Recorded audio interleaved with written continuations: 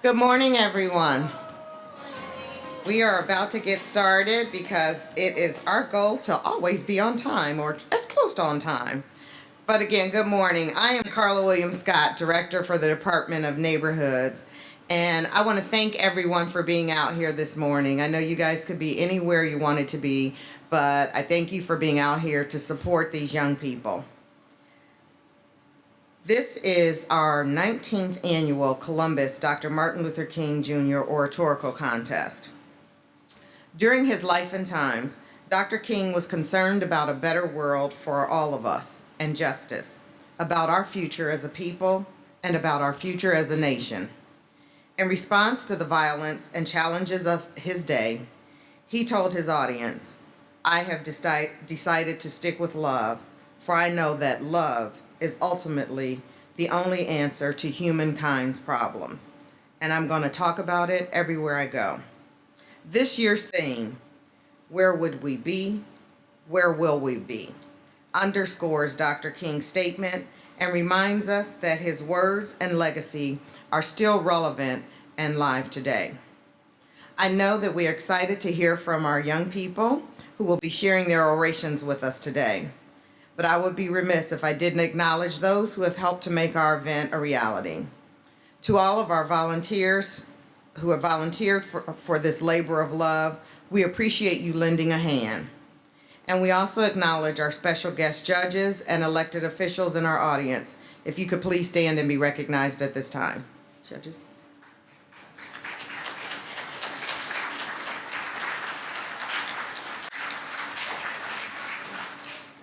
I also want to thank all the parents, guardians, and educators who are here supporting our young people, because without you, they would not be able to be here.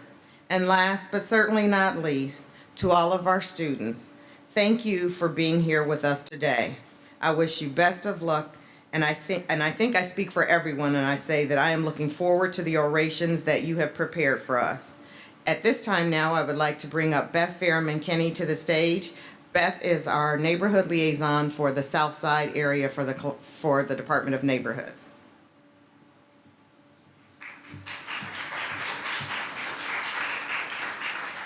Thank you, Director. Good morning, everyone. So I would like to welcome to the stage Brooke Rayford for a musical selection to begin the program.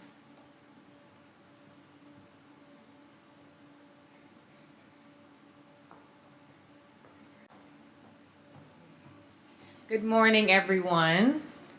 If you have a handout or a bulletin, you can find Lift Every Voice and Sing inside, and I would love for you all to join in on the song if you can, please. So I'm not singing alone. Lift every voice and sing till earth and heaven ring. Ring with the harmonies of liberty. Let our rejoicing rise high as the listening skies. Let it resound loud as the rolling sea. Sing a song full of the faith that the dark past has taught us. Sing a song full of the hope that the present has brought us. Facing the rising sun of a new day begun. Let us march on till victory is won. Thank you.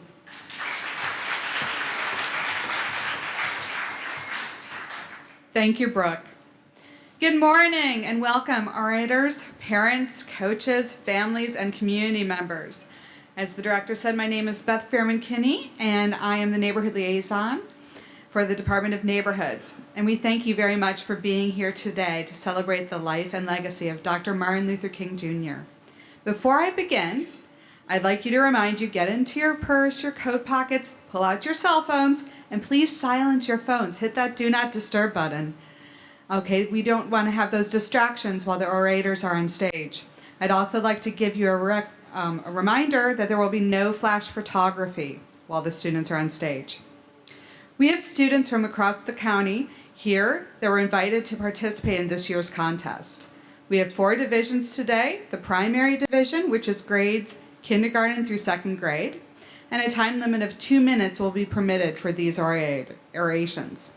The intermediate division is grades 3rd through 5th, and a time limit of 3 minutes will be permitted. The junior division is grades 6th through 8th, a time limit of 4 minutes permitted. And the senior division is grades 9th through 12th grade with a time limit of 5 minutes permitted for the orations. Now I will go over some of the rules for today's contest in order to provide the best atmosphere for our students. Students, good morning. For the presentation of your oration, you will deliver the oration from memory, and you are allowed to have optional note cards. Before your presentation, you will introduce yourself by stating in complete sentences, "Judges and ladies and gentlemen, my name is," and give your first and last names, age and school, your grade, your city, and topic. Your time begins once your topic or theme is stated. Contestants will be evaluated on the following criteria: aplomb, which is poise, self-confidence, audience appeal, your voice quality, audibility, articulation, inflection, moderation of pitch, physical dynamics, proper use of gestures, observation of the time limit, creativity and relative content, posture, accuracy of content, and composition. Please note, contestants are not permitted to remove the microphone from the stand in the center of the stage for the orations. The decision of the judges is final, and all contest materials and photos go into the property of the City of Columbus, Department of Neighborhoods. Now I would like to introduce our fantastic judges who are helping us today. We have Michelle Martin. Michelle is the lead attorney for the Martin Law Firm, practicing juvenile and personal injury law and protecting the rights of children charged with crimes and representing individuals who have suffered loss due to others' negligence. Michelle is a Super Lawyers Rising Star for the 3rd consecutive year and a member of the American, Ohio State, Columbus, and John Mercer Langston Bar Associations. She currently serves as a fellow with the Ohio State Bar Foundation and most recently chairperson for the Columbus Bar Association's Juvenile Law Committee. She was also a member of Delta Sigma Theta sorority, and additionally, Michelle sits on various alumni and community boards. Thank you, Michelle, for your being volunteering today. Thank you.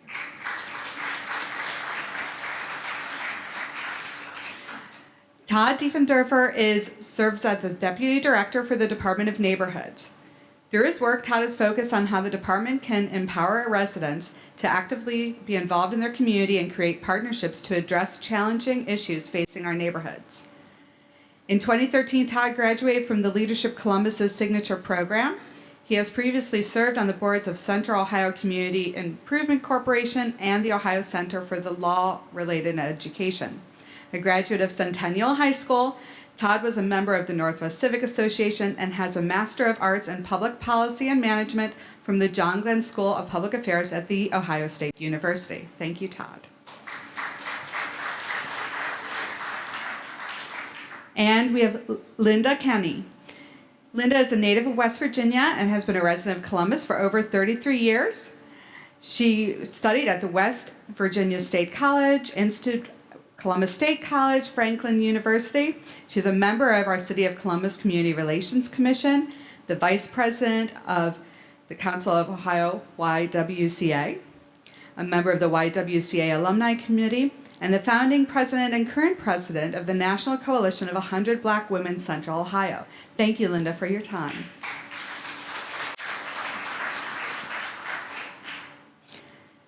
And now I would like to introduce, we are honored to have your 2020 Miss Ohio USA. Stephanie Miranda is going to be serving as our mistress of ceremonies. Yes. She's a native Puerto Rico and current resident of Campbell, Ohio. Stephanie is a graduate of Youngstown State and wants to use her position to heighten awareness of Alzheimer's disease in honor of her grandmother. You can also find Stephanie on her YouTube channel where she amazes her viewers with makeup tips and pageant updates. Ladies and gentlemen, please welcome to the stage Stephanie Miranda.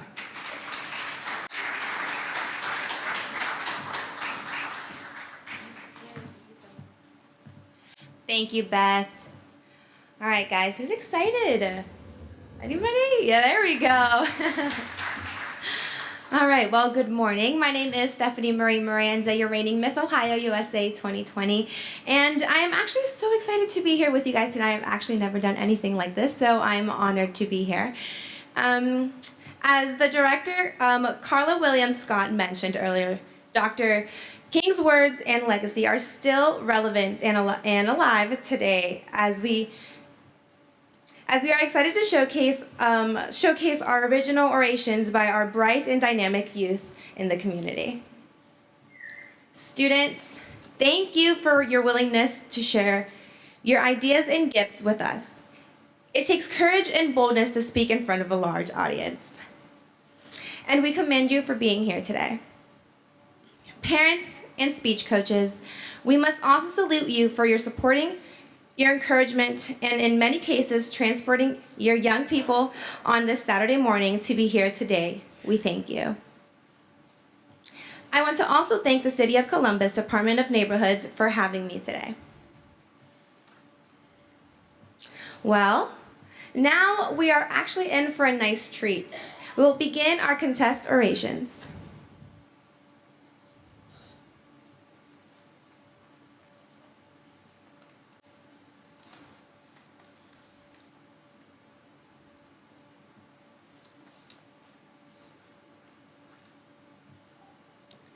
Jasmine Davis, first grade, Grace Christian School.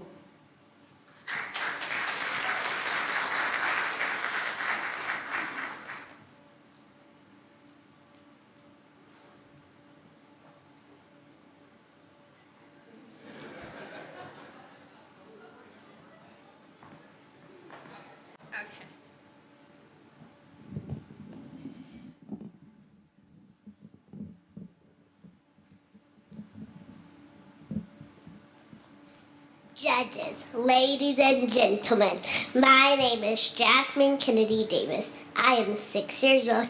I'm in first grade at Grace Christian School. Where would we be? Who would we be?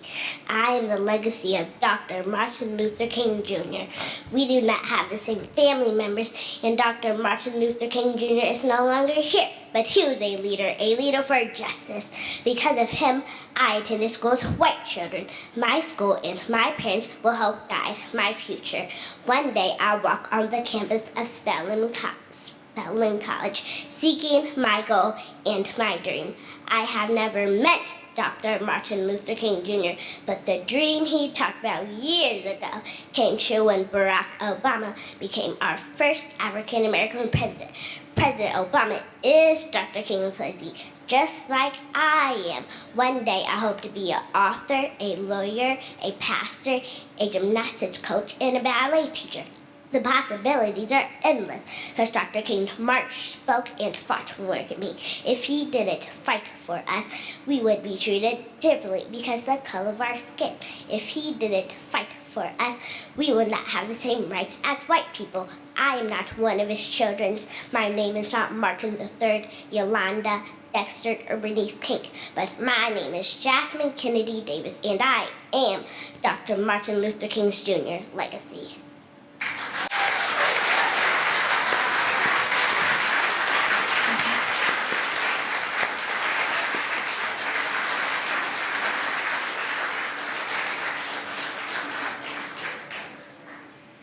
Salone Hutchings.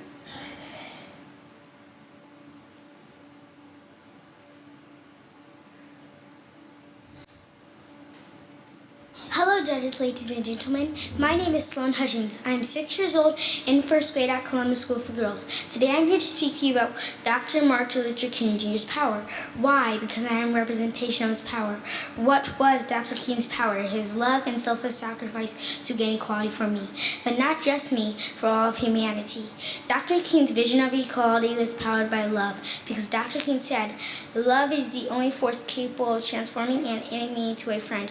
Where would we be if Dr. King did not have love or a vision for humanity? Would people of different races get along? Would people of different backgrounds live in the same neighborhood and attend the same schools? Dr. King's love and vision moved the conversation forward of equality for children like me to have more opportunities to be included in the American dream. Due to Dr. King's vision and love, I attend a pretty cool school, Columbus School for Girls. At CSG, girls from different races and different backgrounds get to learn together. We are taught to be respectful, kind, leaders, and to love and support one another. We are judged by the content of our character and not the color of our skin. We are taught to know our power. My power is my voice, like Dr. King. I hope to use my power one day to impact the world. What if we all show the same love Dr. King had for humanity and use our individual powers? Where will we be? Thank you for your time.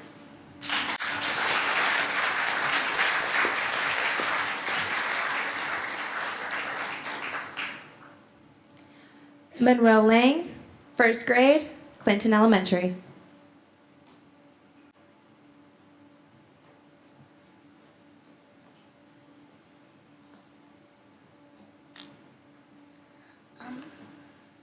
Ladies, gentlemen, and judges, my name is Monroe Lang. I am 7 years old. I go to Clinton Elementary School. This is my speech. On April 16, 1963, Dr. Martin Luther King Jr. wrote Letter from Birmingham Jail. Dr. King was in jail along with hundreds of others for participating in civil rights protests. This was one of 29 times he was arrested.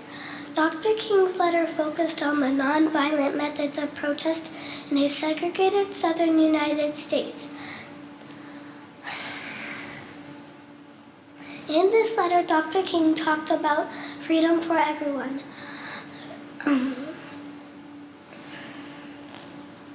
A part of his letter said that if waiting was not going to bring change, justice too long delayed is justice denied, he said. Sometimes waiting meant no change. When you do nothing, nothing changes. So to change something, you have to do something. Dr. King fought for equality. What would he say today about women making less money than men? What would he say today about our divided nation? What would he say about, where will we be if we continue to focus on what makes us different rather than what makes us the same?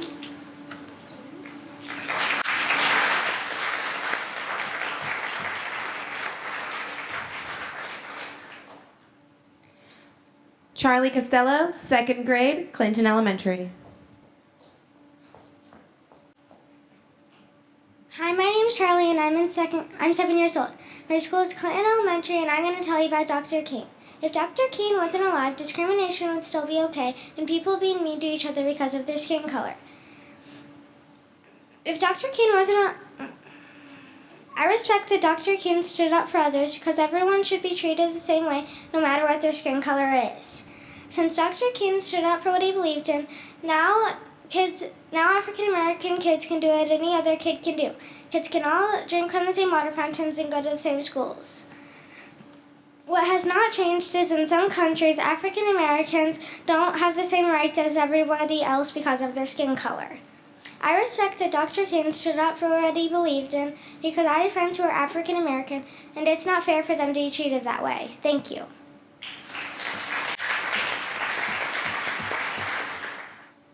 Mia Herback, third grade, Clinton Elementary School.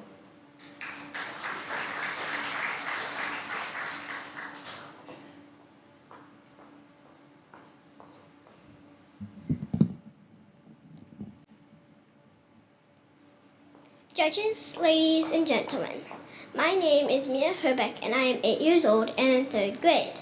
I go to Clinton Elementary School. Today, I'm going to talk about Dr. Martin Luther King Jr.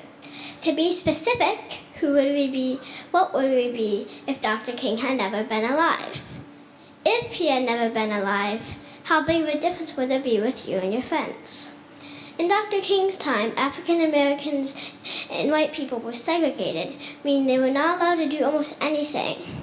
It was really hard on African Americans because almost everywhere was open to white people, but the few places that were open to African Americans were not as nice. Another example of segregation is that African Americans were not allowed to go to the same schools as white people. African American schools were not as nice as white schools. Dr. King fought against segregation. What if he didn't? On July 2nd, 1964, President Lyndon B. Johnson signed the Civil Rights Act into law. The Civil Rights Act was what caused the end of segregation. It declared that you were not allowed to separate people based on the color of their skin. What if the president hadn't signed it into law? The March on Washington was very important. It helped end segregation. But what really ended segregation was that they kept protesting until finally the government, police, and others got so irritated that they said, fine, we will end segregation. I think that Dr. King was brave because he did not back down and leave the work for other civil rights activists. I wonder what would have happened if he had just ignored it. Would the other civil rights activists have had the same impact as him? Sometimes I wonder what it would be like to be a child of Dr. King. Imagine having your dad go to jail a ton of times. It would be hard. Sometimes even the children who marched in protests went to jail. I also think it is hard to do a nonviolent protest, especially when no one agrees with you. When no one agrees, they tend to throw stuff at you and do other mean things. They even threw a bomb in Dr. King's house. I wonder, who would we be, what would we be without Dr. King? Would we live in the same world we live in now? Probably not. Thank you for listening to my speech.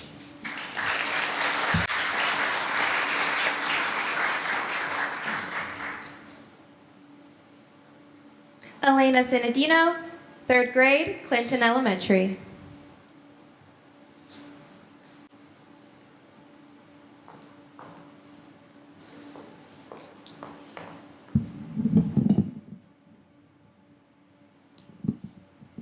Judges, ladies and gentlemen, my name is Elena Sinadinos. I am in 3rd grade at Clinton Elementary School, and I'm so excited to do this. My topic is the Montgomery bus boycott. We are reaching out for the daybreak of freedom and justice and equality. Dr. Martin Luther King Jr. spoke these words on December 5th, 1955, just days after Rosa Parks was arrested for refusing to give up her seat on a Montgomery City bus. Today I'd like to talk about Dr. King, the Montgomery bus boycott, and freedom. What is the Montgomery bus boycott? The Montgomery bus boycott was a year and some days when black people didn't use the bus to protest unfair treatment. It all began with Rosa Parks refusing to give up her seat on a bus to a white man. When the story got around to Dr. King, he decided to do something about it. So he organized and led a protest called the Montgomery bus boycott. I agree with Dr. King in that protest. But back then, not everybody did. Some people didn't like what Dr. King said and did, so they arrested him and he had to pay a $500 fine. But what they didn't expect was that he would keep protesting, so they decided to try and hurt his family by bombing his house. But Dr. King still kept protesting. Later, after he died, the government declared that segregation would end. But Dr. King never got to see what all his work actually did. But I do. Today, some people still disagree with Dr. King. They still want there to be segregation, but most people are happy that this law was changed by civil rights activists, and me too. If it wasn't for Dr. King, nobody would protest. The law wouldn't have changed, and if I want to get to play with some of my friends like Tay. The Montgomery bus boycott began with Rosa Parks, but what was the reason? White people back then got a higher education, got to go to fancy restaurants, and even more, while black people felt like they weren't even alive. They felt invisible. I think that is wrong because black and white people are the same and they should be able to act the same. I'm going to point out a word that Dr. King said in his Montgomery bus boycott speech, other speeches, in jail, and in even more places. That word is freedom. Dr. King wanted a Dr. King believed that black and white people could do the same things. He wanted segregation to end. He wanted a better life for black people. He wanted black people to be free. This was important to Dr. King, and it is important to me too. I believe that everybody is the same inside and outside, and that is why the Montgomery bus boycott, Dr. Martin Luther King Jr., and freedom should be remembered today. Thank you.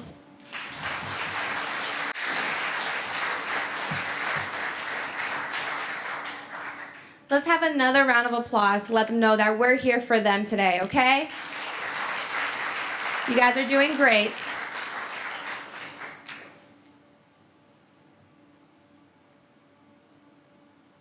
We want to welcome back Dilton Hill, 2nd grade, Clinton Elementary.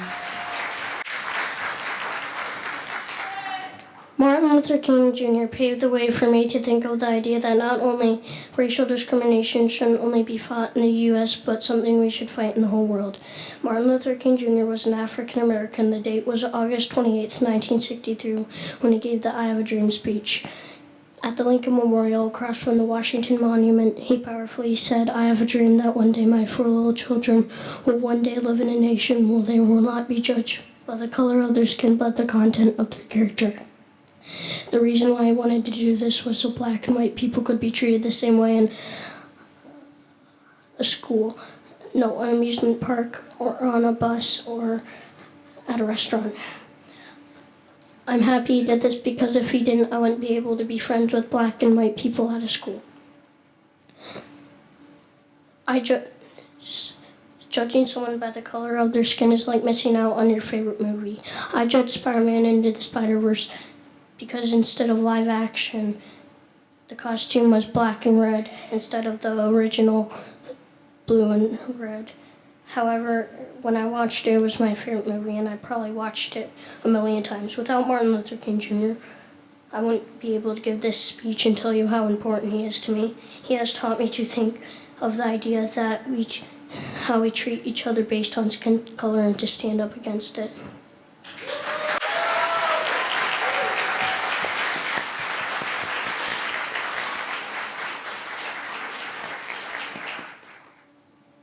Ava Yoki, 3rd grade, Clinton Elementary.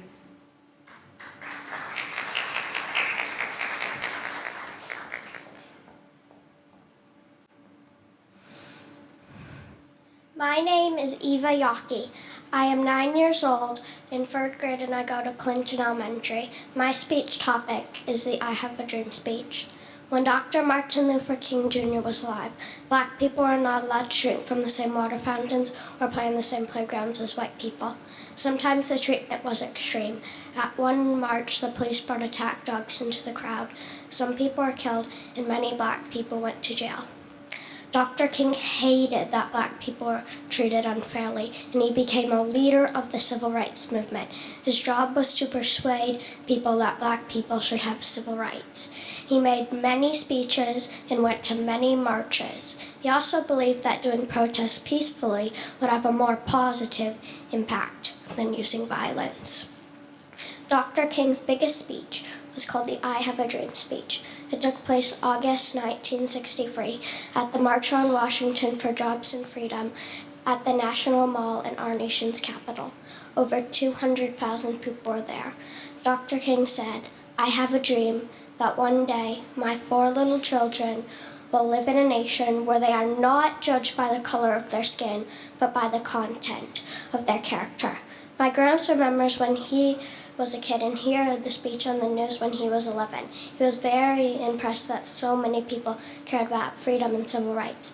He also remembered that his favorite band, Peter, Paul, and Mary, played before the I Have a Dream speech. Without Dr. King and his peaceful protests, civil rights for black people may have been slower because Dr. King was such an important and impressive person. However, there were other civil rights leaders in the 1960s, such as Philip Randolph, James Farmer, John Lewis, Whitney Young Jr., and Roy Wilkins. All these men worked with Dr. King and helped carry on his work after his death. Dr. King was an important symbol of righteousness and freedom. I wish that Dr. King was still alive today because we still have segregation in schools. In my school at Clinton Elementary, not a lot of people are black. We still have work to do. Thank you, ladies and gentlemen and judges, for this amazing opportunity.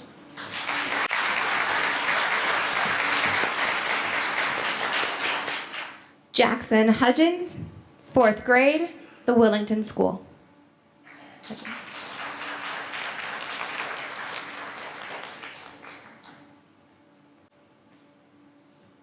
Hello, judges, ladies and gentlemen. My name is Jackson Hutchings. I am 10 years old in the 4th grade at the Wellington School. Today I am here to speak to you about Dr. Martin Luther King Jr. from my 10-year-old lens. Dr. King had a dream, but my question is, have we realized that dream in 2019? In part, yes, but in totality, no. We are still forging our way ahead to become a more perfect union. In Dr. King's 1963 I Have a Dream speech, he called for civil and economic rights and anti-racism in the United States. There were important points Dr. King spoke to that we are still struggling with today. One, being judged by the content of our character and not the color of our skin, and leaving the proverbial bank of civility and equality empty for future generations. I bring these 2 points up to you because I am 10 years old, and as I get older, this world becomes a more dangerous place for me. This world is taught to fear me. Why? Because I'm a young African-American male. Do people see Jackson Hutchings, a 10-year-old boy who excels academically and athletically, plays the viola and loves his family? Or does the world only see my skin color? So I ask, where would it be if we were truly judged by the content of our character and not the color of our skin? As I navigate life, I think about the things my generation needs from this nation. We need adults to stop focusing on capitalism and focus more on loving their neighbor, because my generation is watching. We need adults of all races to stand up to racist people and principles, because my generation is watching. We need adults to understand their biases and sincerely want to change, because my generation is watching. We need adults to stop being sincerely ignorant and consciously stupid, because it is dangerous to us all. And remember, my generation is watching. As Dr. King stated, we have come to our nation's capital to cash a check. Dr. King referred to the Constitution and the Declaration of Independence as a promissory note to which every American was to fall heir. This note was a promise that all people, black and white, would be guaranteed the rights of life, liberty, and the pursuit of happiness. So I ask, is there sufficient funds in the bank of civility and equality for my generation to cash our checks? Thank you and have a great day.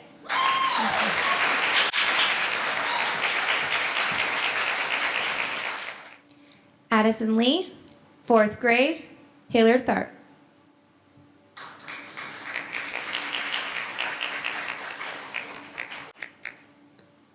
Hello, judges, ladies and gentlemen.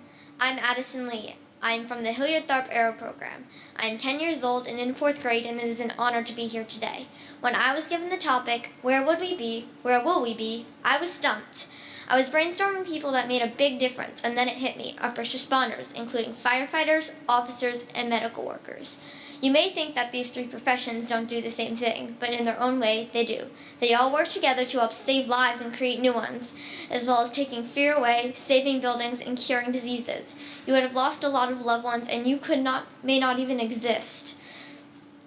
You may have to fearing of criminals every day, and you could be homeless. We do not give enough to these people for doing what they do, in my opinion. And most of these people don't even do it for the salary, because they are putting their lives on the line somehow, from either stress, fire, guns, food, or sleep. Sometimes our first responders have to sacrifice themselves for us, like 9/11, 2001, or Samuel Little's case. Rosa Parks sacrificed herself and was arrested. We can resemble Rosa and our first responders by standing up for what is right and taking chances to do so. We will live in an amazing world if we stand up for what is right, and we would live an unhappy and unfair life without these people. I saw a first responder for the first time in my life before I started kindergarten. A young man stood in front of us and told us not to be scared, that his job was to save our lives. He put on his heavy gear and told us not to worry, that he would risk his life to save us. Where would we be without firefighters? I do not want to know. Every time I hear a fire alarm, I know that young man will protect us all. My best friend's dad is a police officer. His daughters, his wife, his mom, and his dad worry for his life every day because he goes after very dangerous drugs and very dangerous people. I know I feel much safer knowing that he is protecting all of us. Where would we be without officers like that? We would live in fear of criminals every day. My grandfather helped work in an emergency room. He helped save lives and make sure they were not in pain. He fought long nights and difficult injuries to save lives. Where would we be without medical workers? I know I might not be here, but the Children's Hospital emergency room staff helped save my life. We were all sent to Earth to make a difference. Dr. Martin Luther King Jr. once said that the ultimate measures of a man are not when he stands in moments of convenience and comfort, but at times of challenge and controversy. I believe that we will live. I believe that first responders are amazing people that represent us each and every day. Where will we be with people like that in our community? We will know that if we are in trouble, help is on the way. Thank you.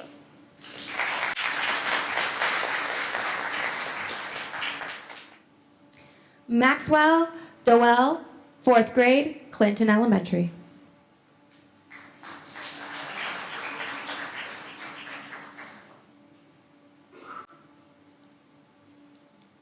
Hello, judges, ladies, and gentlemen. My name is Maxwell W. Dowell.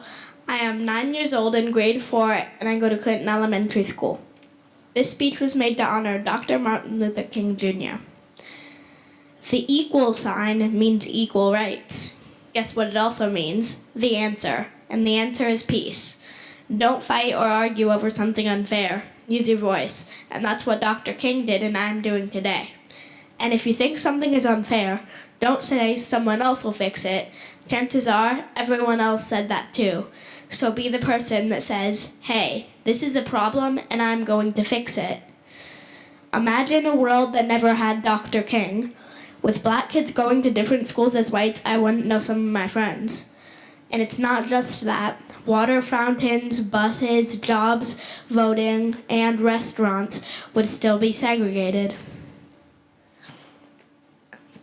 Not even prison stopped Dr. King. He just kept working and working until the laws were changed. And imagine 30 times going to prison just for using a different water fountain or restaurant.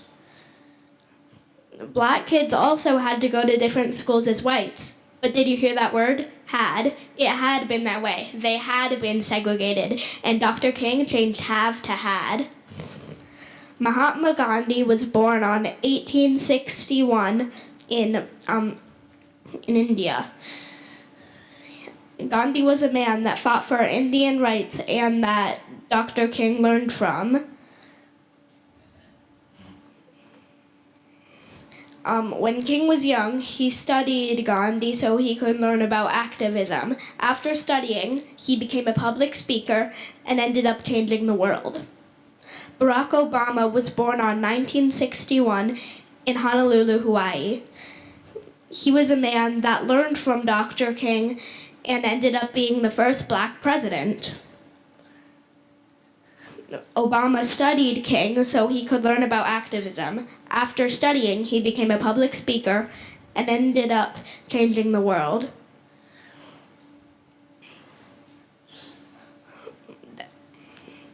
So as I've explained, and if Gandhi had not done his work, King may have not done his, and if King had not done his work, Obama may have never become president. There are still laws out there, laws that are unfair to people of this nation. So as I've said, be the person that says, I'm going to fix this.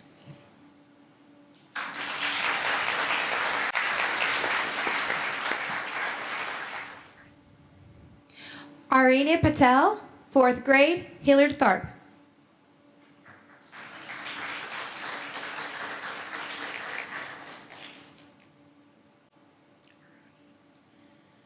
Judges, ladies, and gentlemen, my name is Arini Patel, and I'm 10 years old in the 4th grade at the Hilliard Tharp Aero program.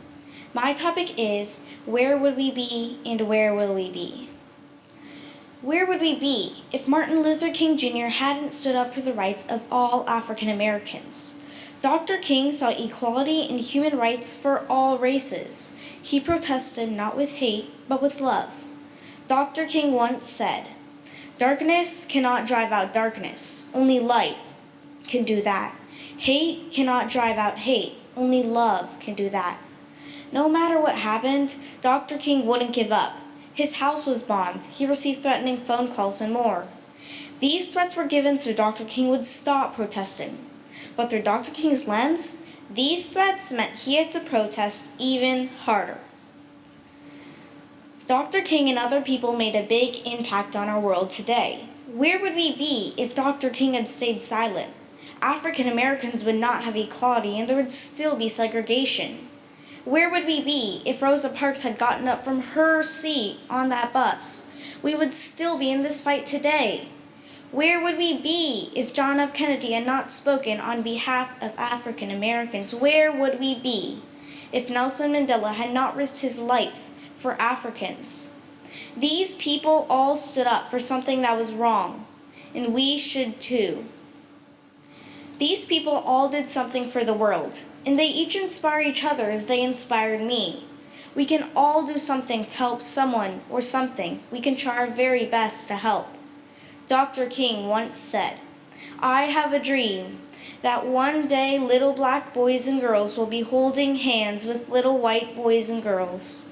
Dr. King once said, "I have a dream that my 4 little children will one day live in a nation where they will not be judged by the color of their skin, but by the content of their character." Dr. King's dreams came true. Dr. King's dreams are coming true because he never gave up.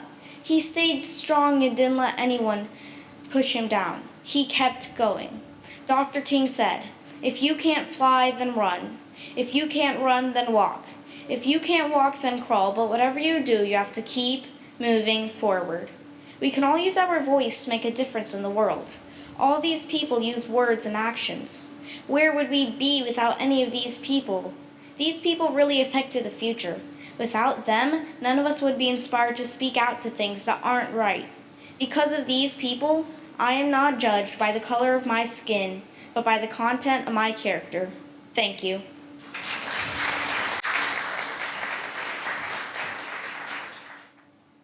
Lauren Such, 4th grade, Hilliard Tharp Arrow.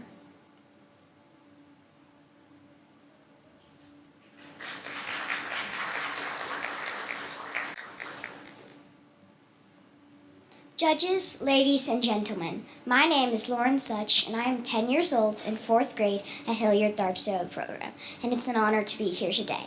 I will be talking about where will we be with foster care. The other day, I was searching for my shoes in my family's laundry room. This room is often a disaster of soccer cleats, lunch boxes, and misplaced gloves. On my hands and knees, I rummaged for my shoe under the dryer. I pulled out cat toys and dust bunnies until I found a tiny white sock. It was delicate, white with a little pink bow, smaller than the palm of my hand. This sock wasn't mine. I gave it to my mom, and she kissed it, then gently placed it in the lost socks bin. The funny thing was that no one would be claiming that sock. It belonged to a girl named Rosie. She was my sister for just 7 days. My mom picked me up at summer camp with a tiny bundle and introduced me to my foster sister. She had gotten a call that the little girl needed us. Rosie had been born to a family who needed help before taking her home. Rosie was born addicted to drugs and weighing only 4 pounds. In that week, I learned how to change really tiny diapers, how to bottle feed a baby, how to take care of her when she had seizures, and how to love someone I'd never met. It was really hard when she left, and we still think about her and where she would be without our family. We think about where we would be if we never got a chance to love her. Where would we be if no one wanted to take care of these kids with no families? We would have 9,000 kids in Ohio without caring mothers and fathers to love them. Where will we be if more people open their hearts and their homes to help these kids in need? More people have the amazing experience that I got to have with Rosie, but for a whole lifetime. And those 2,600 kids who are still looking for homes, we'll get them.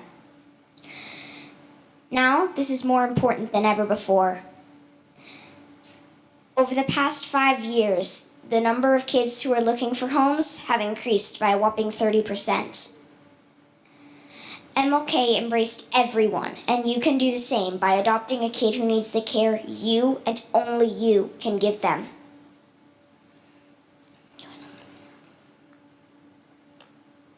Like the Dumbledore quote, there comes a time in our lives when we must choose between what is right and what is easy.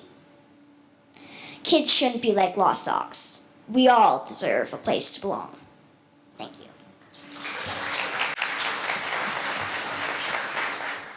Simeon Epting, 5th grade, Clinton Elementary.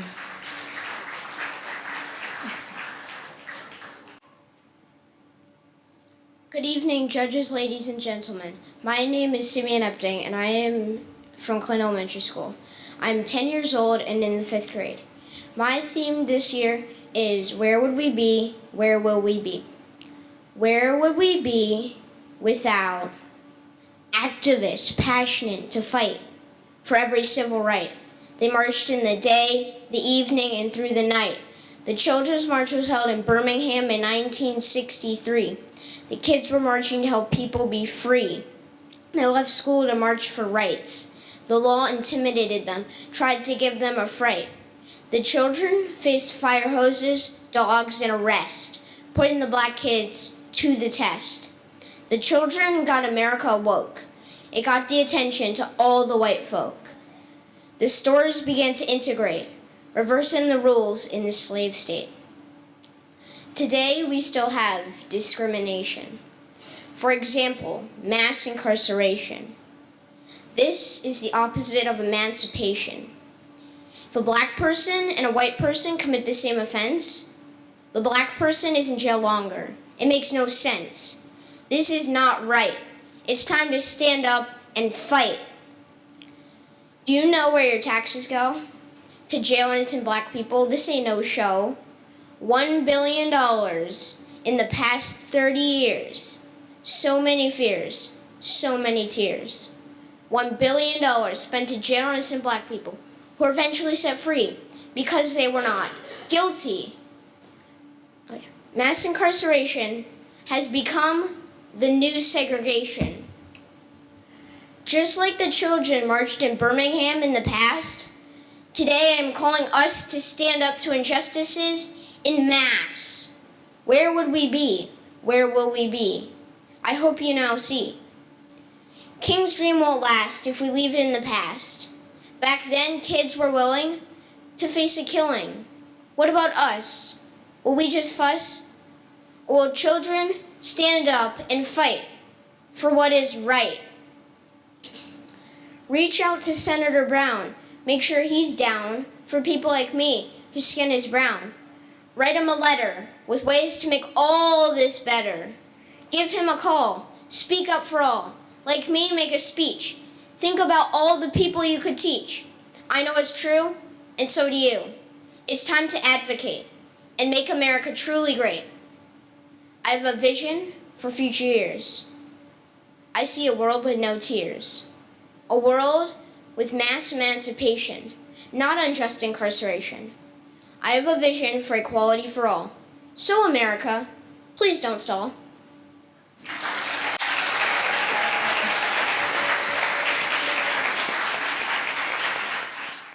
Bella Lee, 5th grade, Hilliard Tharp, 6th grade.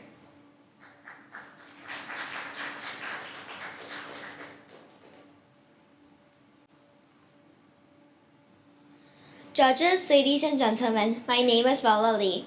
I am 11 years old and in the 5th grade in the Hilliard Tharp Era program. My topic is, anybody can make a difference to make the world better. When somebody asks you who ended the segregation of the races, the first people that pop into your mind might be Martin Luther King Jr. or Rosa Parks or someone famous like that. And I'll admit that was what popped into my mind as well. But as I thought about it, I realized that regular people played a big part too. Without his supporters marching with him, Martin Luther King Jr. probably wouldn't have been able to make as big an impact with his march from Selma to Montgomery. Without the people getting up an hour early to walk to work, Rosa Parks' boycott wouldn't have been a success. What I realized was that Martin Luther King Jr. and Rosa Parks were like matchsticks. One match isn't that powerful, you can easily blow it out. But if it lands on a pile of dry leaves, it'll start a huge fire. That is what the people of the past did. They came together under the leadership of a person to make their voices heard. And that is what we can do now. That is what we need to do now. To stand up and make our voices heard and make the world a little bit better, to make it a little bit more fair. Now we can stand up for the rights of women, or the poor, or the people who love differently than most people do. We can always be a part of the bonfire, maybe as a leaf or even as a match. And some people are already starting to light a fire, like my teacher, Mrs. Tanner, who participated in the Women's March on Washington, which was the largest single-day protest in history. It was held in January of 2017 and was meant to send a message to President Trump that women's issues are important and to show that they are stronger together. She said she participated because she felt it was important that the country's new leaders saw the importance of women's rights and the strengths of the citizens. It was an empowering moment for her, and she said if there is another coordinated event for something she feels strongly about, she'll be there. You can join her to share your opinion, to make the world better. You can make a difference, add a leaf to the bonfire, or light a matchstick itself. Every person can do it. It has been proven by the people of the past, the people who marched as Martin Luther King Jr. and boycotted the buses with Rosa Parks. And you can prove it again. You can be a part of the fire that will go down in history. Thank you.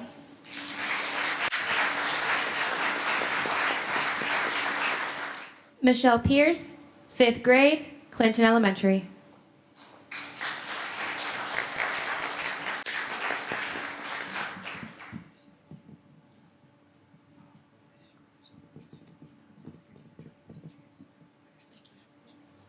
Hello, judges, ladies, and gentlemen. My name is Michelle Pierce. I'm 10 years old and in the 5th grade at Clinton Elementary School. The topic of my speech is who would we be and what would we be. Martin Luther King Jr. taught people to stand up in what they believe in and not take no for an answer. He led millions of people through hundreds of marches to help the civil rights movement. He worked with people like Rosa Parks and John F. Kennedy to help end segregation. And even though a woman stabbed him with a butter knife, he still said, "Don't do anything to her, don't prosecute her, and get her healed." Martin Luther King Jr. was a good human being. He taught people to stand up in what they believe in, and even though they think you're wrong for fighting for civil rights, you know you're right. He taught people, he looked fear right in his face and taught other people to do the same. And even though he got arrested a few times, he still got out and did what was right. Once leaving a courtroom, he said, "Ordinarily, a person leaving a courtroom with a conviction behind them would wear a somber face. I left with a smile. I knew I was now a convicted criminal, but I was proud of my crime." Dr. King felt this way because he knew his crime was unjust and the laws discriminating against Black people were unjust too. He fought against every injustice that came in his way, from rights-only signs to striking segregation workers. He was truly extraordinary. I am a good human being because I help people when they need help. I participate in school and extracurricular activities. When I play sports, I shake my opponent's hand whether I win or lose. I try to help people even though they don't appreciate it and they don't think it's necessary. Because like Dr. King, I do what's right and what's needed. Once I saw my classmate getting bullied at school. Me and my friend were the only two that stood up for him, and we inspired other kids to stand up for him too. I felt like the bully was segregation and my classmate was everybody else that's affected by it. So me and my friend had to be like Dr. Martin Luther King Jr. and inspire people who can't stand on their own. If we as a country keep going against each other, we will become ununited. And no one wants to live in the ununited states of America.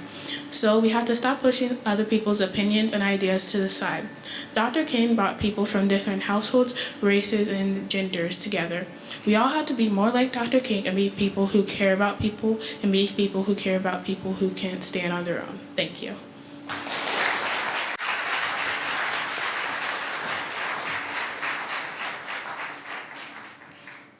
this time, we're going to give the judges a little bit of time to complete their scores. Adania Bakis, 6th grade, Dominio Middle School.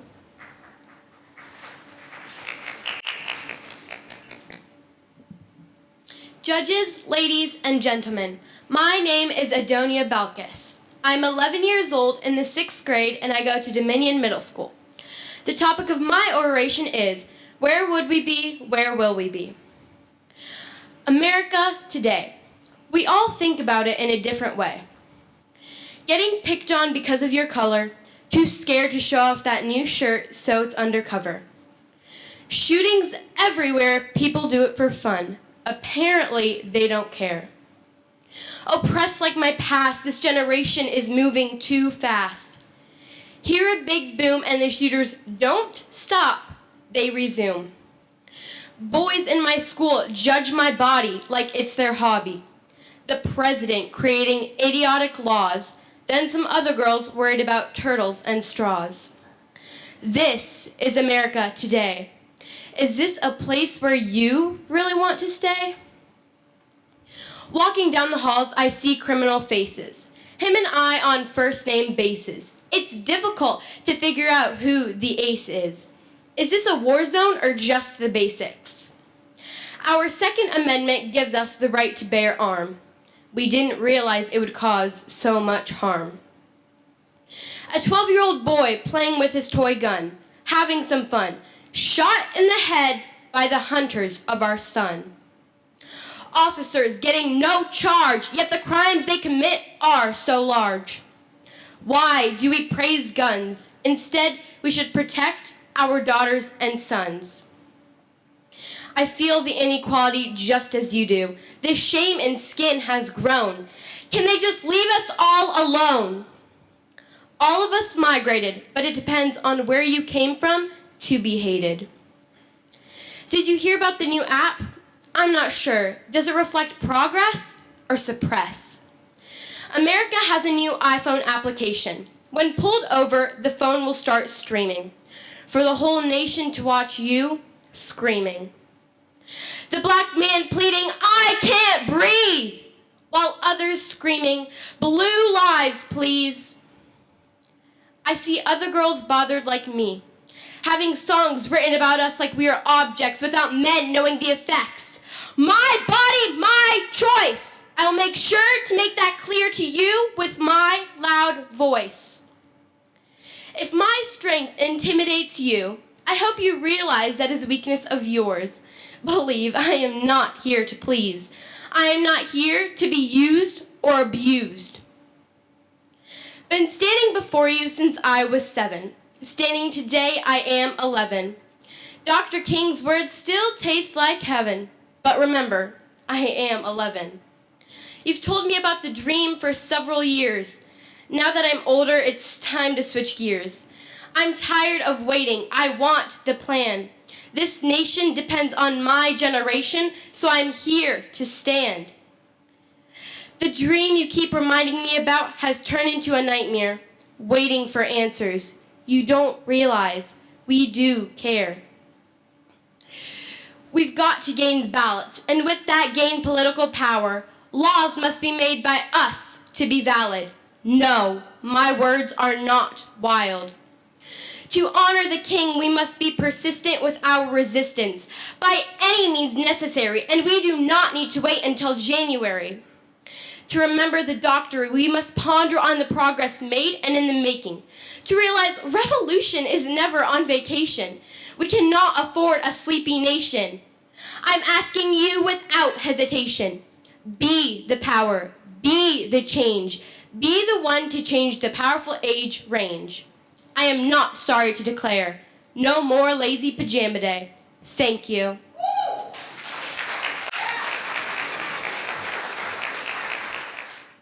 Alana Casto, 7th grade, Columbus Gifted Academy. May I lower it?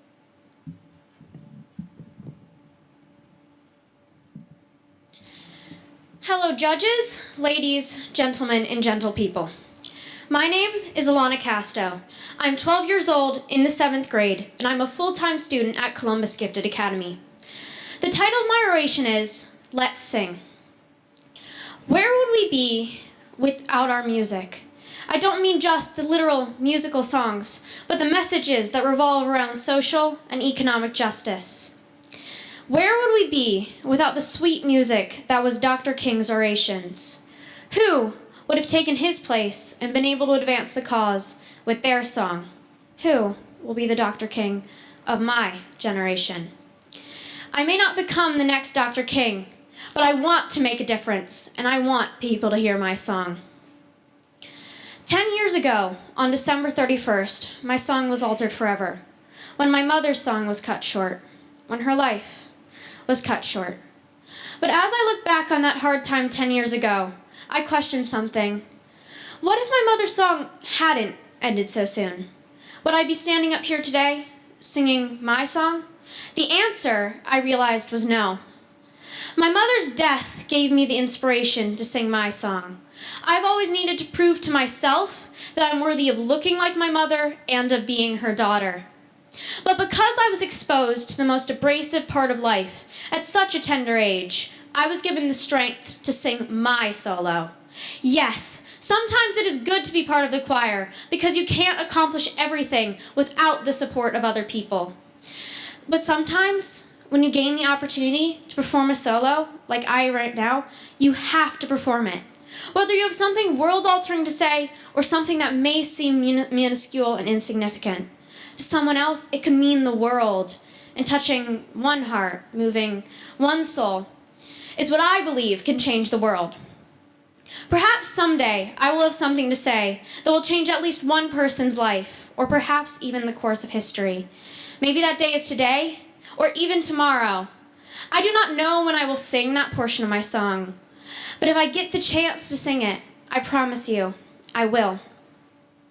I believe that every person, every being has a song, has a reason why they were put on this earth. Most people don't know what the purpose of their song is at my age. Most don't even know what their song is going to be about. No one can tell you what your song is going to be about, as you have to figure that out for yourself. Not only that, no one can tell you what the purpose of your song is either. But someday, I hope to figure out what the purpose of my song is. But until that time comes, I'm going to continue to let my little light shine. This little light of mine, I'm gonna let it shine. This little light of mine, I'm gonna let it shine. This little light of mine, I'm gonna let it shine, let it shine, let it shine, let it shine. This song was written as a spiritual song in the 1920s for children, but was later turned into an anthem during the civil rights movement, a weapon you wouldn't get shot for using. And now, we can use our songs in the same way. Every word and every lyric of our lives can be powerful, and I intend to make my every word count. And maybe, just maybe, others will decide to sing along, and like Dr. King, we can create a movement that will inspire a symphony of voices to start singing in harmony and to the same tune. My name is Alana Casto. I'm 12 years old, and you are listening to my song. Thank you.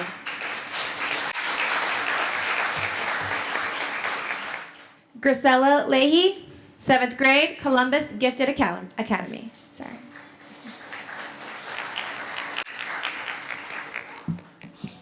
Hello, judges, ladies, gentlemen, and gentle people. My name is Graciela Leahy. I'm 12 years old, I live in Ohio, and I'm a 7th grader at Columbus Gifted Academy. The title of my oration is The Chapter of an Ally. Everyone has a chapter to a story that was written by our ancestors, and some people's chapters are read by people around the world. I have always been scared that if I decide to speak out, the world will think that because I wasn't there to support Dr. King during the civil rights movement, I don't deserve to be standing on a stage. Due to my fear, I silenced myself.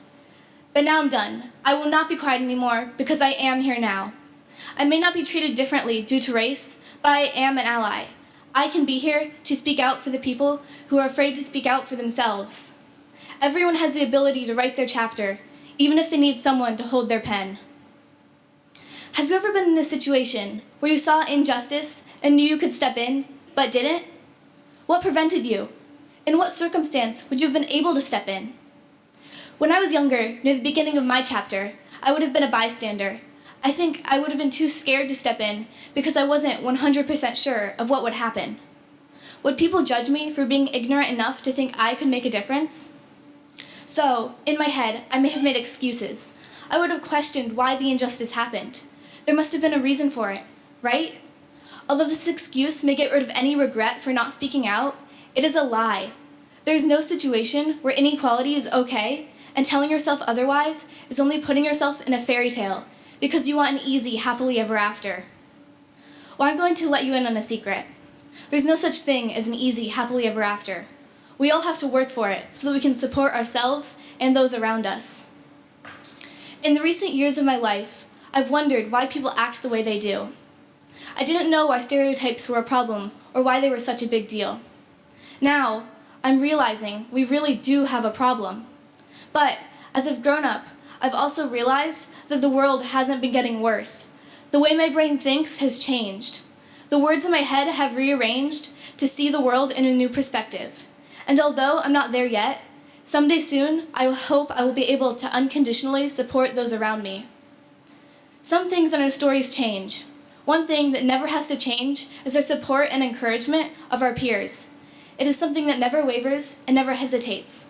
It allows us to build relationships with the people we care about, and it also allows us to see the differences in people.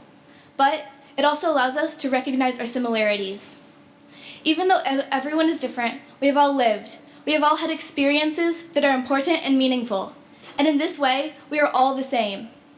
To be able to fix the problems we have in society, we need to know what those problems are. To do this, we listen to those around us and spread the word about what matters. I encourage you not to stifle your voice. Where would we be if Dr. King hadn't been so determined to write his chapter? Who would we be if MLK hadn't found a pen and paper to write his hopes and dreams into our history? If Dr. Martin Luther King Jr. had never written his chapter, the story of our survival would have become a tragedy. Everything we've ever known would have only been a fairy tale, imagined by the people who want to change their way of life. The problems that we have in society would still live. But by joining together as a people and fighting against the norm of our society, I'm standing here today saying that we have achieved something remarkable. And in the future, when we have made progress to eliminating other problems in our society, I will be able to say we have achieved something extraordinary. Every day we are writing the chapter that will someday become our history. Dr. Martin Luther King Jr. wrote his, and now I'm writing mine. Thank you for your time.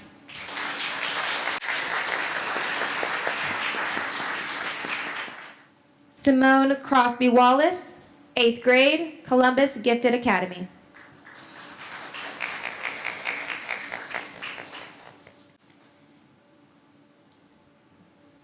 Good morning, judges, ladies, gentlemen, and gentle people.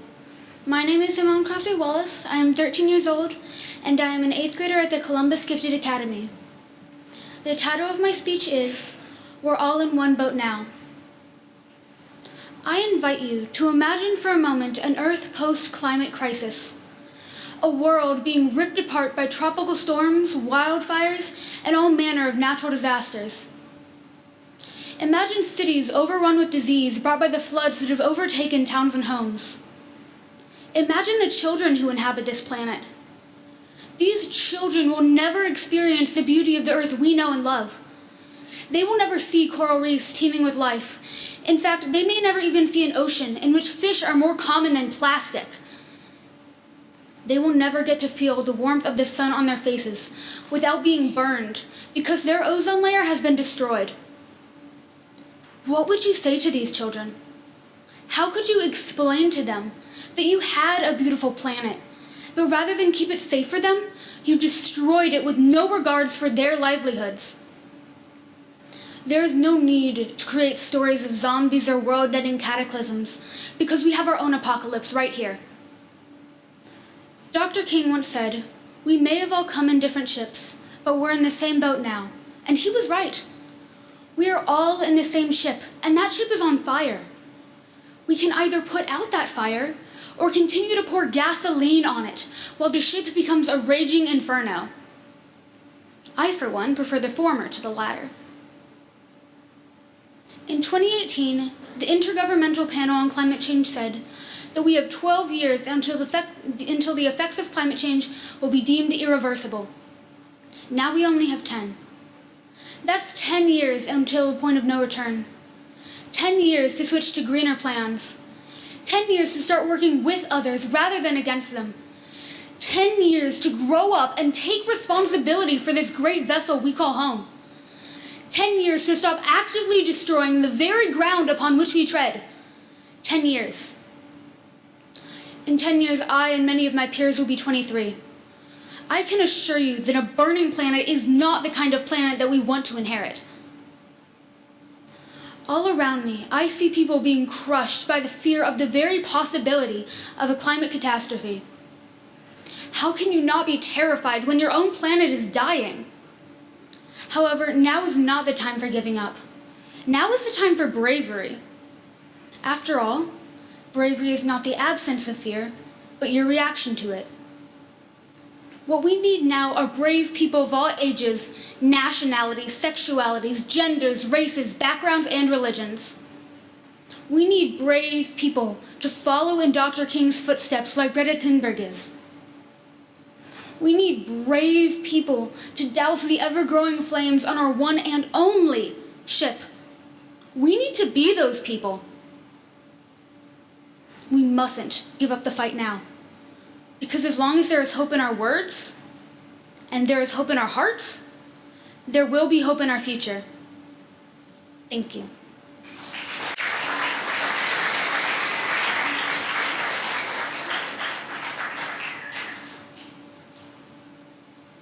Now we're going to give the judges some time to tabulate their scores. Moving on, guys. Isla Bella, 9th grade, Columbus Alternative High School.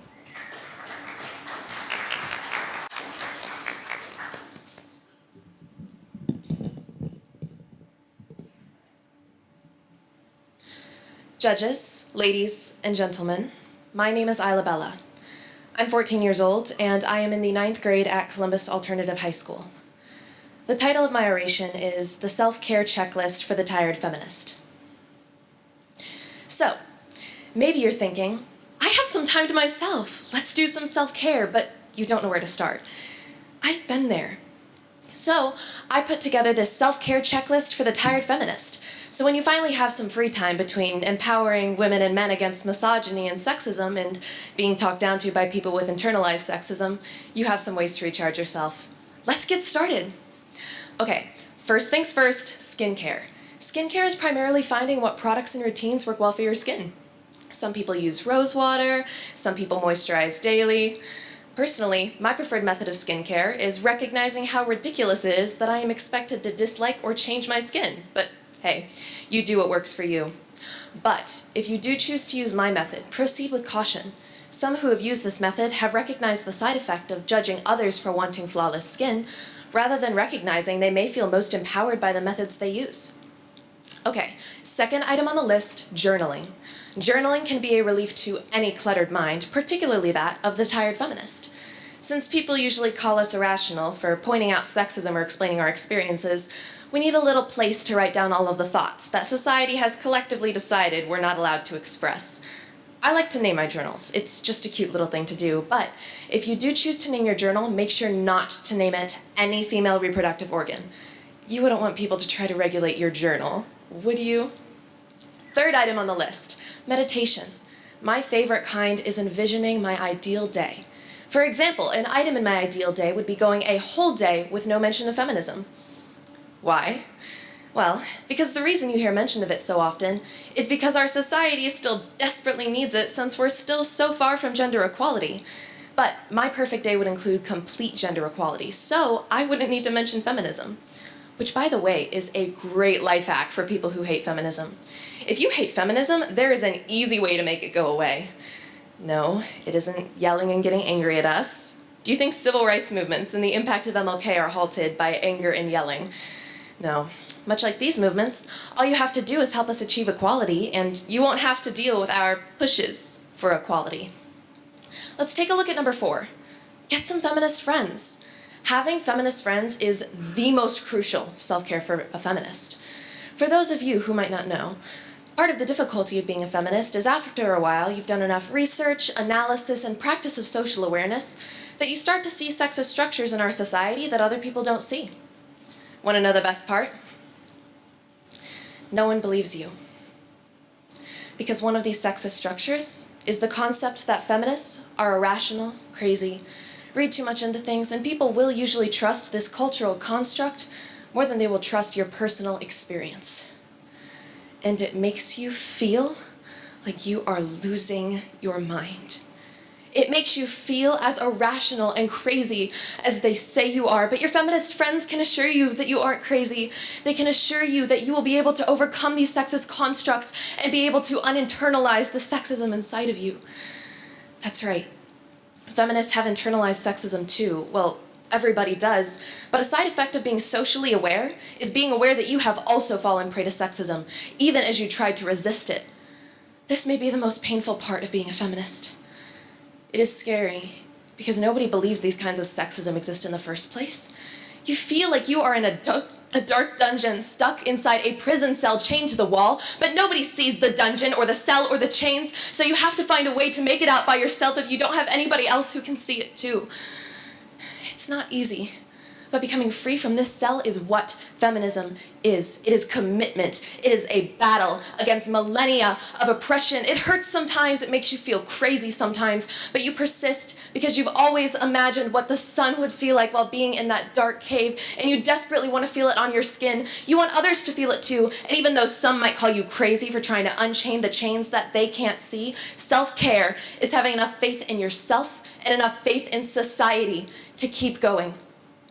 Number 5, fire is not sun. Do not cheat yourself of sunlight by convincing yourself that fire is enough. You cannot ever settle for less. Number 6, never entertain those who tell you to stay chained up. Number 7, know that if no one else is proud of you, I am proud of you. Number 8, think of the ones who came before us. We are not the first on this journey. Where would we be without the poetry of Maya Angelou, the writings of Mary Wollstonecraft, or the suffragettes? Number 9, think of where we will be once we get to the sun.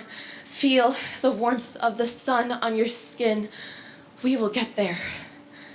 Number 10, rinse and repeat until no longer necessary. Thank you.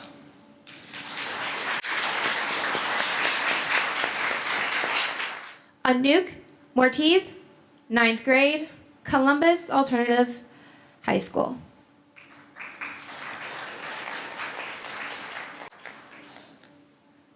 Judges, ladies, and gentlemen, my name is Anouk Moritz. I'm 15 years old and I'm a freshman at Columbus Alternative High School. The title of my oration is Climate Change, a Civil Rights Issue. In 1896, a Swedish scientist introduced the idea of the greenhouse effect, that burning fossil fuels would heat the planet. Industrial nations, like the US, were too busy earning cash off of coal to care. In the 1930s, the world realized that global temperatures were increasing. During the 50s, 60s, 70s, scientists started studying climate change. Then in 1988, during the hottest summer recorded up to that point, the first World Conference on Climate Change was held. As the conference report stated, climate change is being induced by the prosperous, but its effects are most acutely suffered by the poor. It was becoming clear that climate change was an issue of human rights and civil rights. To avoid worsening effects, the conference scientists recommended reducing emissions by 20% before 2005. Fossil fuel companies responded by fueling lies. ExxonMobil, Chevron, Total, and others stoked climate change denial with billions of dollars to protect their profits at the cost of our future. The industry-funded denials were over-reported by the media, and the climate conversation turned from problem-solving to politics. 31 years later, little has changed. Meanwhile, Bangladesh is being devastated by cyclones and floods that not only wash away millions of homes, but also leave behind too much salt, limiting farming and access to safe water for its 165 million people. Closer to home, the 2017 hurricane season, Harvey, Irma, Maria, was extensively covered. But what about the struggle to rebuild afterward?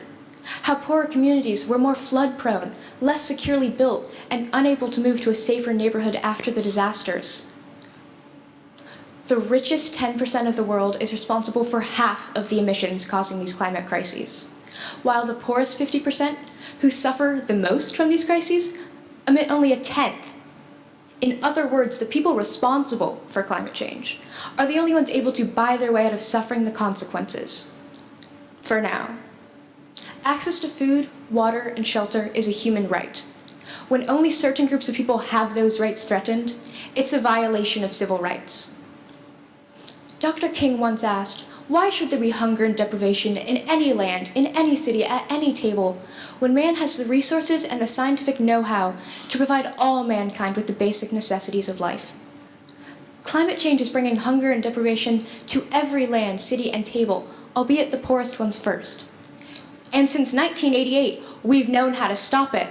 So why haven't we? In the words of Dr. King, there is no deficit in human resources. The deficit is in human will. So how do we move forward to counter climate change? We can look to Dr. King's example. Based on his teachings, the King Center established 6 steps of nonviolent social change. Step 1, learn. To counter climate change, we cannot ignore it. We have to stay up to date on what's happening around the world and what our representatives intend to do about it. Step 2, teach. The more who know, the stronger we are. We have to tell our coworkers, friends, and family about climate change and what we can do to stop it. Step 3, commit. Practice what you've preached. Do the smaller things like recycling, and the bigger things like not eating meat, limiting driving, and stop flying. Step 4, persuade. Governments and corporations have significant say in our future, but our say matters in theirs. We must petition governments, send letters to corporations, and vote for representatives who intend to fight climate change. Step 5, act. Because we've done enough talking. Vote, protest, get involved in organizations, vote. We must give our time, money, skills, or all 3 to stop rising temperatures and disparities. Step 6, reconcile. As richer countries who are primarily responsible for climate change, we don't just owe our efforts and subsequent results, but support for the nations we've hurt. The same applies within our own communities. Lend a hand and heart to people dealt the harsher end of disparity. We've known about climate change for 123 years. We've had a century to make this right. We have roughly 15 years left before the Earth passes the point of no return. After those years, how will we look back on this moment? As yet another lost chance? Or as the moment we decide to choose people and planet over profit? We all know what the right path is, and it's not the one filled with hurricanes and famines. It's the path we can celebrate, where the world is safer, fairer, and more united. The question is, do we have the will to take it? Thank you.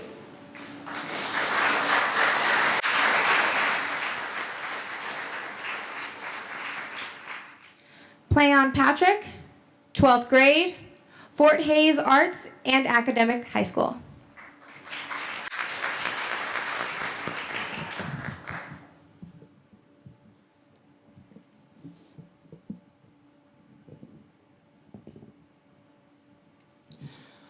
Hello, judges, ladies and gentlemen. My name is Plan Patrick. I'm 17 years old and in the 12th grade. I attend Fort Hays High School, and the title of my oration is Rise, Decline, and Fall. We never start at the beginning, where our fathers could play with fire and not get burnt, where our bodies were worth millions and together we could hold up entire nations. I remember my mother told me that there is a beginning to every civilization, every problem, every fight, and there is an end. Meet me in between, after our story meets captor, meets white bodies, symbols of oppression, where we meet Martin Luther King Jr., Malcolm X, and Angela Davis. Somehow, pieces of our story are always hidden. Black bodies have been the dirt of this country since its beginning, and we wonder how our crops grow. From Africa to chattel slavery to sharecropping and segregation, and now, what do we call this? An attempt to hide the truth of our world behind smiles, behind the bodies of slain black men and women, behind the poverty rate, behind incarceration in Louisiana, Florida, Alabama, the United States, behind the 13th Amendment, how neither slavery nor involuntary servitude, except as a punishment for crime or of the party shall have been duly convicted, shall exist within the United States.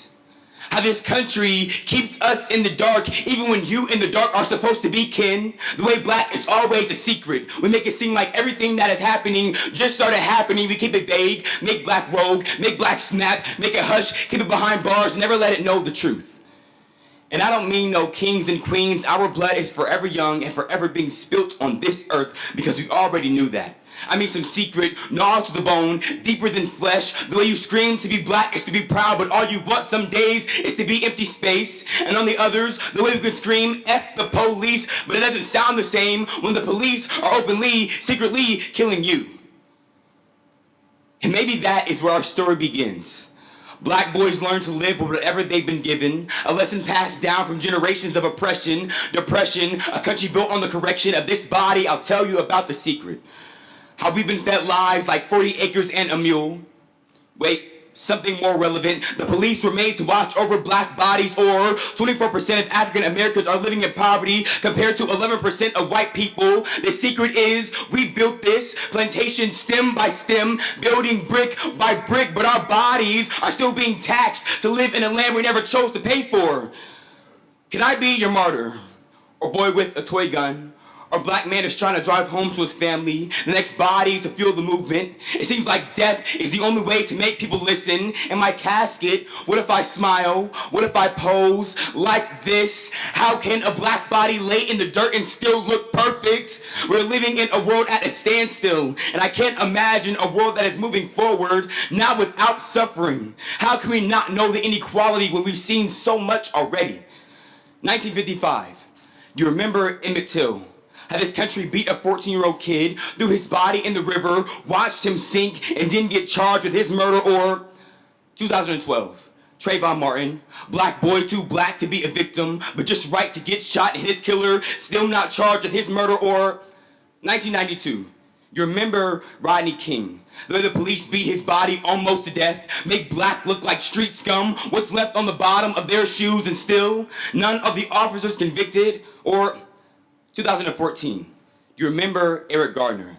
Though the police squeezed the air from his lungs, black body pressed to the ground, dying, gasping, and we watched, and we cried, and we walked out the front door the next morning and went back to work, to school, to our lives.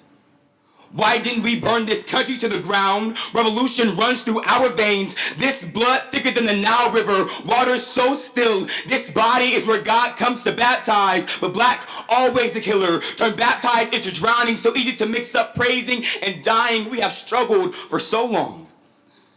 And without leaders like Martin Luther King Jr., they still be hosing us down in the streets. Still be letting the N-word loose like a wet noodle with the power of the bee sting. They still be killing us and getting away with it.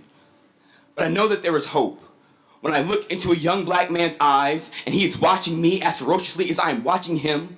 And in that moment, we agree that we will change the world with every step we take. Martin Luther King Jr. said, we are now faced with the fact that tomorrow is today. We are confronted with the fierce urgency of now. This is no time for apathy or complacency, but a time for vigorous and positive action. There is a rise, decline, and fall of every nation. We can never forget those who brought us here. Thank you.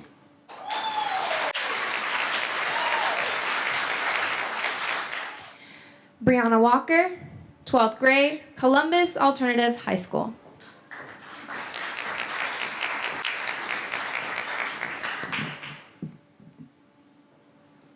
Good morning, judges, ladies, and gentlemen. My name is Brianna Walker. I'm 18 years old and a senior at Columbus Alternative High School. The title of my oration is Harvest Time. I have some good news and some not so good news. The good news is that we have come a long way in dealing with things such as race relations. The bad and oh so disheartening news is that we as a people have gone the wrong way. Don't let little progress fool you. America has not done away with racism. America has just packaged it in a bright colored box and a pretty bow. Racism was never abolished, but simply redesigned. So we have been asked a question. Where would we be? Where will we be? This is not something any of us are going to be able to answer in less than 5 minutes, but an ongoing discussion that must not stop and has not stopped since Dr. Martin Luther King stood on the steps of the Lincoln Memorial and delivered that I Have a Dream speech. I don't know what the future holds, and the past can truly only be understood by looking through the rearview mirror of life. But Rosa Parks was credited with the start of the modern-day civil rights movement by the very act of sitting down. Can you imagine the movement we can start by all standing up? Can you say powerful? I am a legacy of Dr. King's good works, and I have returned to this building named in his honor, willing to fight the good fight. But it's my time to come to take a step back and hope that one of you will pick up the sword of justice and continue. So it is with a heavy heart and a soul that is filled with pride and joy that I stand in front of some of you for the last time. However, I want to assure you that I am not going far. It's just that this portion of my race is over. Dr. King once stated, and I quote, "Your life begins to end the day that you become silent about the things that matter." People, like it or not, our society has taken a turn for the worse. We have grown to accept moral corrosion as a norm. But I am here to say no. No longer can you accept the things that you cannot change, but you must change the things that you cannot accept. Fight racism. Fight sexism. Fight injustice, fight corruption, fight intolerance. Fight these things with everything in you, so when that day comes that you must lie on your sword and go to our Father's house. People, like it or not, our society has taken a turn for the worse. We have grown to accept moral corrosion as a norm. But I'm here to say no. No longer can you accept the things that you cannot change, but you must change the things that you cannot accept. Fight racism. Fight sexism. Fight injustice, fight corruption, fight intolerance. Fight these things with everything in you, so when that day comes that you must lie down your sword and go to our Father's house, let others say you put up a great fight. Let others say, job well done. Let others rejoice in the shade of justice from the seed you had planted. Let history debate your good deeds. But today is not that day. Today is not our getting up day. Today is the day that we must find someone or someplace to plant our seed. And if you are a good person, only good things will be brought forth. Dr. King planted a seed.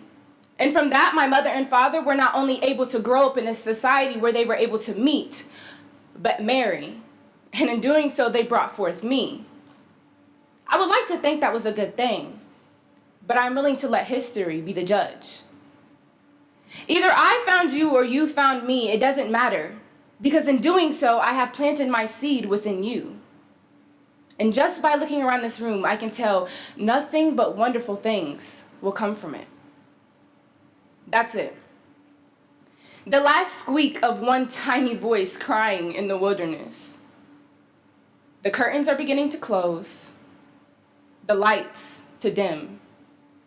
And in the background, I can hear ever so softly the song Closing Time beginning to play. There will be no confetti falling from the ceiling, no standing ovation. But if you can give me one final indulgence, it will be this. Every spring and fall, during harvest time, let a silly crooked smile come to your face and think of me. Say a silent prayer for me and my good works. Oh, and one more thing. Always pray to have eyes that see the best in people, a heart that forgives the worst, a mind that forgets the bad, and a soul that never lost faith in God. Thank you.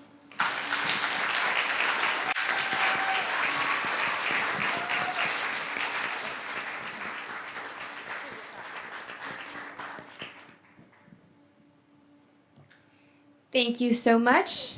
That concludes all of our contestants' orations. Please, let's give them a round of applause.